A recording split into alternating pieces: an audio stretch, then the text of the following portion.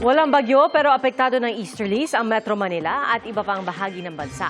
Ayon po yan sa Pag-asa. Ito po yung mainit na hanging nanggagaling sa karagatang Pasipiko na nagdadala rin ng tsansa ng mga localized thunderstorm gaya ng naranasan kanina sa ilang lugar. At base sa datos ng Metro Weather, umaga bukas ay may tsansa na ng ulan sa ilang bahagi ng Mimaropa, Bicol Region, Western Visayas at Zamboanga Peninsula. Halos buong bansa ang uulanin sa hapon na posibleng magpabaha o magdulot ng landslide.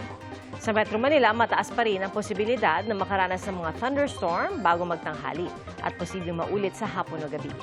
Nakabantay din ang Pag-asa sa mga cloud cluster o kumpul na mga ulap sa labas ng Philippine Area of Responsibility. Posible raw itong lumapit sa bansa at maging low pressure area sa mga susunod na araw.